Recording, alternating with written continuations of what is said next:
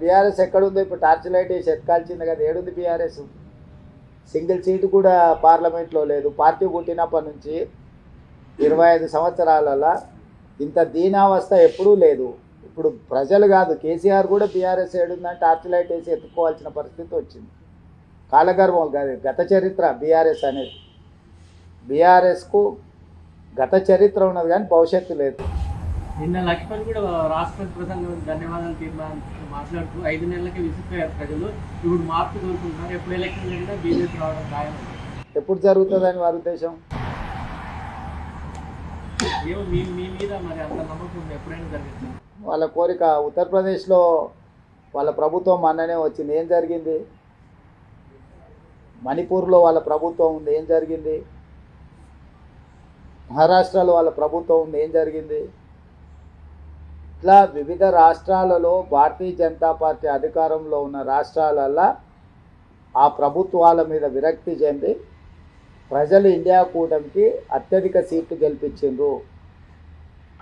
Bharatiya Janata party నాయకులు ఎవరైనా మాట్లాడే ముందు వాళ్ళ పార్టీ యొక్క దీనావస్థ దాన్ని పరిగణలోకి తీసుకొని మాట్లాడితే బాగుంటుంది. రెండవది, భారతీయ జనతా పార్టీ నుంచి కానీ బీఆర్ఎస్ నుంచి కానీ ఇంతకు మించి తెలంగాణ ప్రజలు ఏం ఆశిస్తలేరు. ఎందుకనంటే వాళ్ళ ఆలోచన, వాళ్ళ అక్కస అనేది ప్రజలందరికీ తెలుసు.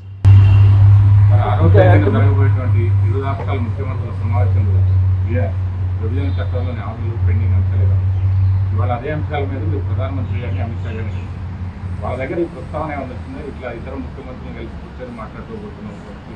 తెలుసు, అమిత్ షా గారికి చెప్పిన 6 తారీఖు రోజు రాష్ట్ర విభజనకు తర్వాత రావలసిన మా రాష్ట్రానికి అన్ని విషయాల మీద 6 తారీఖు రోజు మేము ఒక మంచి వాతావరణంలో కూర్చొని చర్చించుకుంటున్నాం. మీ సహకారం కూడా సమస్యల పరిష్కారానికి ఉండాలని అమిత్ షా గారికి చెప్పినాం. వారు స్పష్టంగా మీ సమస్యలు పరిష్కరించుకోండి, కేంద్ర ప్రభుత్వం వైపు నుంచి పూర్తి సహకారం ఉంటుందని వారు చెప్పారు. చాలా అంశాలు ఉన్నాయి, ఇంకా అది లిస్ట్ ఇస్తాను. 9th షెడ్యూల్ 10th షెడ్యూల్లో ఉన్న ప్రాపర్టీస్ కావచ్చు. ఇప్పుడు మా బట్టి విక్రమార్క గారు చెప్పినట్టు ఆ 5 గ్రామాలు భద్రాద్రి రాముడు గుడితో పాటు అక్కడ ఉండే దేవుడి మాన్యాలు ఇవన్నిటిని కూడా మన రాష్ట్రానికి సంబంధించి, అదేవిధంగా దీర్ఘకాలికంగా వాయిదా పడుతున్న నీటి పంపకాల విషయం కావచ్చు, ఇంకా ఎన్నో అంశాలు ఉన్నాయి. వాటన్నిటిని చర్చించుకొని ముందుకెళ్ళాలనుకుంటున్నాం. తెలియదు అసలు, ముఖ్యమంత్రులు కూర్చున్నాక కదా ముఖ్యమంత్రుల స్థాయిలో పరిష్కారం అవుతాయా కావా అనేది తెలియకుండా ఎట్లా చెప్తాం. మా ఇద్దరి మధ్యలో పరిష్కారం కాగలిగినాయి. ఇరు రాష్ట్రాలు 20 ముఖ్యమంత్రులు కూర్చొని పరిష్కరించుకుంటారు. ఇంకేదైనా విషయంలో భిన్నాభిప్రాయాలు ఉంటే ఆర్బిట్రేటర్గా కేంద్ర ప్రభుత్వం ఉంది. కేంద్ర ప్రభుత్వం కూడా ఒకవేళ ఏదైనా విషయాలను పరిష్కరించలేకపోతే చట్ట ప్రకారంగా దానికి పరిష్కారం ఎట్లా కనుగొనాలో కనుగొంటాం ఇద్దరం కలిసి.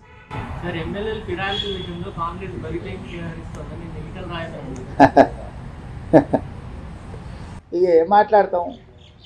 20 సంవత్సరాలు ఆయన ఎవరితో కలిసి తిరిగాడు, ఎవరితోనే అధికారం పంచుకున్నాడు? ఆయన కండువాలు కప్పేటప్పుడు ఎప్పుడైనా మాట్లాడిండా? పోనీ 11 రాష్ట్రాలల్లో భారతీయ జనతా పార్టీ ఎన్నికైన ప్రభుత్వాలను పడగొట్టింది. ఆ విషయమన్నా తెలుసా వారికి? కర్ణాటకలో కానీ, మహారాష్ట్రలో కానీ, గోవాలో కానీ, బీహార్లో కానీ, మధ్యప్రదేశ్లో కానీ. ఇప్పుడు మధ్యప్రదేశ్లో ఉన్న ప్రభుత్వం ఏం చేసి తెచ్చుకున్నారు? ప్రజలు ఇస్తే వచ్చిందా? అవును, ఫిరాయింపులు చేసి తీసుకొని ప్రభుత్వాలను పడగొట్టి ఇవాళ మహారాష్ట్రలో వాళ్ళు చేసిన పనికి ప్రజలు ఏం తీర్పిచ్చిందో ఉంది కదా కళ్ళ ముందల. అంతగా కేసీఆర్ పట్ల వీరికి సానుభూతి ఏంది? కేసీఆర్ మీద ఇంకా ప్రేమ తగ్గనట్టు ఉంది.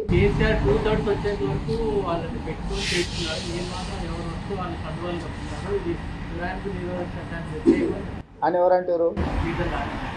అంటున్నా ఆయనకి ఇంకా కేసీఆర్ మీద ప్రేమ తగ్గినట్టు లేదని అంటున్నా. వాళ్ళు ప్రేమించుకొని మాకేం అభ్యంతరం. ఇప్పటికైనా రాష్ట్ర ప్రభుత్వం దున్నపోతు నిద్రను వదిలిపెట్టి ఢిల్లీకి చక్కర్లు కొట్టుడు బంద్ పెట్టి మీరు గతంలో ప్రతిపక్షంలో ఉన్నప్పుడు ఏదైతే హామీ ఇచ్చినారో, ఏమైతే మాటలు చెప్పినారో, ఏ విషయాలు చెప్పి నమ్మించి నిరుద్యోగులను మీరు ఆనాడు మీ వైపు తిప్పుకున్నారో మీరు ఇచ్చిన మాటలే మీరు నిలబెట్టుకోండి అని చెప్పి ఆ నిరుద్యోగుల పక్షాన బీఆర్ఎస్ పార్టీగా మేము డిమాండ్ చేస్తూ ఉన్నాం.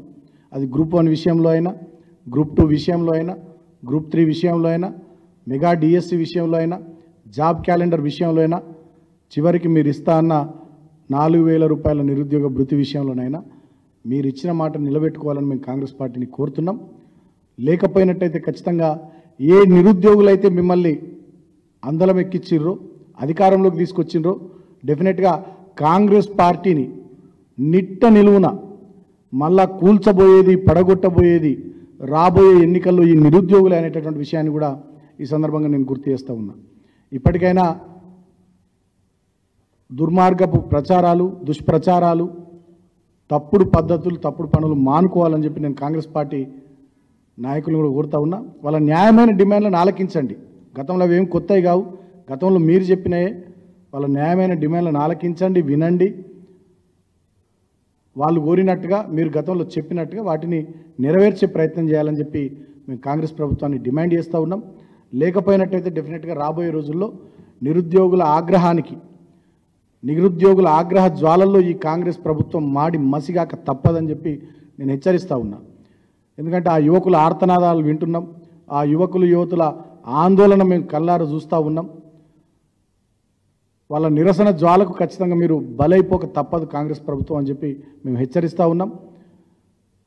మీరు గతంలో చెప్పినట్టుగా ఆ విషయాలన్నిటిపైన స్పష్టమైనటువంటి వైఖరితోని నిరుద్యోగుల ఆందోళనను తగ్గించేటట్టుగా నిరుద్యోగులను పిలుచుకొని ప్రభుత్వ పెద్దలు మాట్లాడి గ్రూప్ 1 విషయంలో, గ్రూప్ 2 విషయంలో, గ్రూప్ 3 విషయంలో, మెగా డిఎస్సి విషయంలో, అదేవిధంగా జాబ్ క్యాలెండర్ విషయంలో వీలైన తొందరలో చర్యలు చేపట్టాలని ఈ సందర్భంగా మేము కోరుతూ ఉన్నాం. డెఫినెట్గా నిరుద్యోగులు పెద్ద ఎత్తున ఆందోళనలు చేస్తూ ఉన్నారు. మేము అభినందిస్తూ ఉన్నాం. నిజంగా ఏ పార్టీ, ఏ సంఘము, ఎవరు వాళ్ళకి వెనుక నిలబడకుండా రాకుండా వాళ్ళు సంఘటితంగా వాళ్ళ సమస్యల పరిష్కారం కోసం వాళ్ళు చేస్తున్నటువంటి పోరాటం నిజంగా చాలా గొప్ప పోరాటం. మొన్న ఒక సోదరుడు మోతిలాల్ గారు అయితే 9 రోజులు ఆమరణ నిరాహార దీక్ష చేసిండు. అదేవిధంగా ఇంకా యూనివర్సిటీలో చాలామంది ఆందోళనలు చేశారు. చాలామంది రోడ్ల మీదకి వచ్చి ధర్నాలు, నిరసనలు, రాస్తారోకో లాంటి కార్యక్రమాలు చేస్తూ ఉన్నారు. జిల్లాల్లో కూడా నిరసన ర్యాలీలు చేస్తూ ఉన్నారు. నిజంగా వాళ్ళ తెగువకు, వాళ్ళ తెగింపుకు, ప్రభుత్వం మీద వాళ్ళు చూపిస్తున్నటువంటి పోరాట పటిమకు డెఫినెట్గా తప్పకుండా మేము హ్యాట్స్ ఆఫ్ చెప్తా ఉన్నాం. ఈ నిరుద్యోగుల సమస్యల పరిష్కారం విషయంలో ఖచ్చితంగా రాబోయే అసెంబ్లీ సమావేశాల్లో ఇప్పటికే మా వర్కింగ్ ప్రెసిడెంట్ గారు చెప్పినారు, కేటీఆర్ గారు, బీఆర్ఎస్ పార్టీ ఈ ప్రభుత్వాన్ని నిలదీస్తుంది. ఈ ప్రభుత్వాన్ని డెఫినెట్గా వాళ్ళు చేస్తున్నటువంటి తప్పుల్ని అసెంబ్లీ వేదికగా ఖచ్చితంగా గట్టిగా ఎండగడతామని చెప్పి మా వర్కింగ్ ప్రెసిడెంట్ కేటీఆర్ గారు కూడా చెప్పడం జరిగింది. కాబట్టి ఖచ్చితంగా ఈ ప్రభుత్వాన్ని విడిచిపెట్టే సమస్య లేదు. అది ప్రజాక్షేత్రంలో అయినా, అసెంబ్లీ వేదికగా అయినా డెఫినెట్గా బీఆర్ఎస్ పార్టీ కాంగ్రెస్ ప్రభుత్వం ఇచ్చినటువంటి మాట నిరుద్యోగులకు సంబంధించి నిలబెట్టుకునేదాకా బీఆర్ఎస్ పార్టీ, కాంగ్రెస్ పార్టీ ఈ ప్రభుత్వం వెంటబడతామని చెప్పి కూడా ఈ సందర్భంగా నేను హెచ్చరిస్తూ ఉన్నా.